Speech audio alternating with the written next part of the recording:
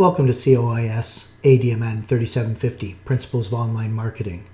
This is Chapter 12 of Mastering Online Marketing. This is the third of 3 chapters on web analytics, and this is known as Advanced Concepts. The Google Search Console, which was previously called Google Webmaster Tools, provides various services to website owners. These services include the ability to submit a sitemap to help Google index your website better, a check for broken links, the ability to see what search keywords listed your web pages in search engine result pages. You can also connect your Google Analytics account with your Google Search Console account. So now you're going to connect your search information with your website analytics. This will allow you to see many metrics on your web pages. So we've previously discussed some of these tools and abilities through the Google Search Console.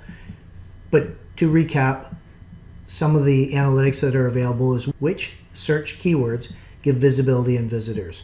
So we can see how many times a page on your website was visible in Google search results, how many clicks you got, the average page rank for your pages listed under each search phrase, and the click-through rate. You can start to see which web pages perform best. You can see the number of times each page has been displayed in the search engine results pages and the number of clicks which are driving organic traffic to the web page.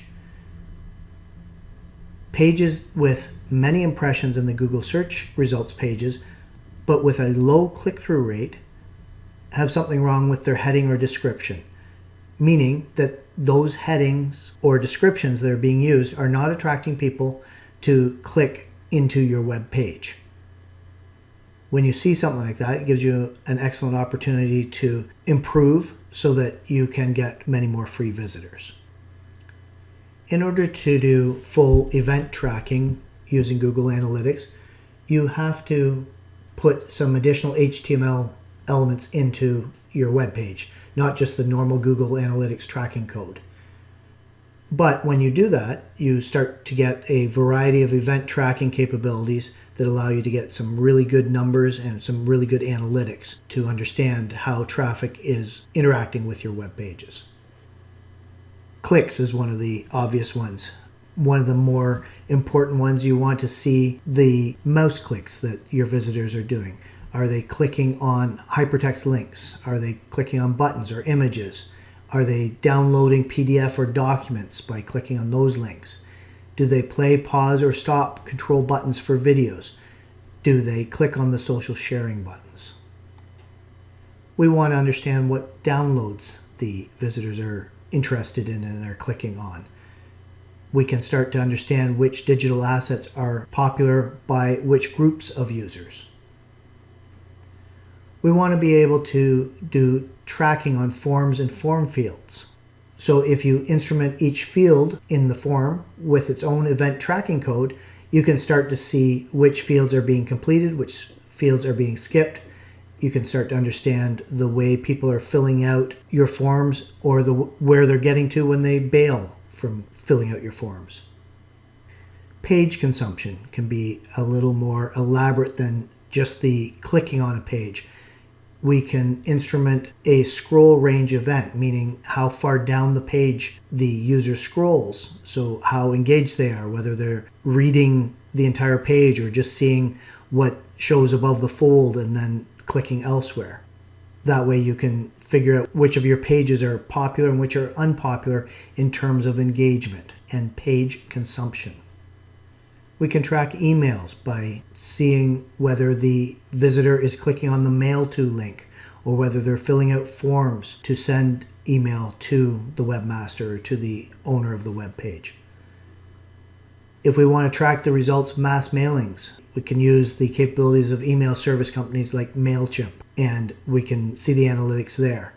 Some of these email services have advanced analysis capabilities, including real-time views that show on a map down to the city level where the email is opened as it happens in real time. Many phone service operators provide integration with Google Analytics so that you can track phone calls as well that are coming in with respect to your website. You could look at the number of incoming calls, the number of unanswered calls, the number of calls with duration over 5 minutes, or whatever other data is useful in your analysis. We can also track mobile app usage by instrumenting the button clicks, the menu selections, the mobile ad clicks, swipes, other gestures, video playing, those sorts of things, which again will give us that much more information to go on and to understand where we're having success and where we're not. There's also enhanced analysis that's available. Some of the issues with analyzing massive amounts of data is just that sheer volume of data in Google Analytics. We want to be alerted when something's out of place that maybe we're not directly tracking. So we'd be interested in knowing if there were considerable changes to traffic behavior, where we should focus our attention. Are there any trends that we need to detect?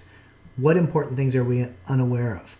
So Google Analytics can help with that using the Intelligence Event Report. What that allows you to do is to spot important changes to user behavior that are detected automatically with the built-in intelligence engine.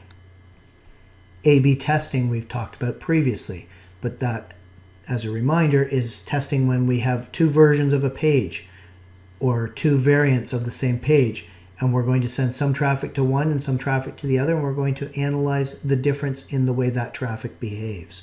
So perhaps the color scheme is more likely to attract visitors, or the menu is better, or a specific heading or an image is more efficient than other headings or images in order to get clicks from your visitors.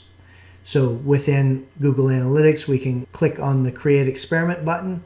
We give the experiment a name, and then we put in the appropriate tracking code.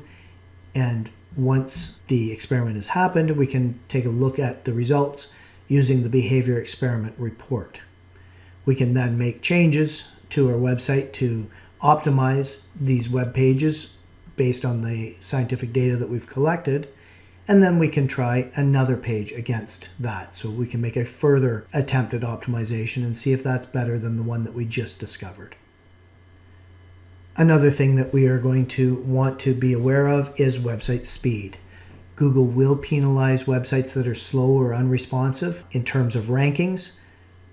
But beyond that, we also want to know the speed performance of our website. We want to know by page. We want to know if there are pages that load exceptionally slowly. There may be a problem with them, or we may have too heavy a graphics on them. So things like average page load time are important for us to know.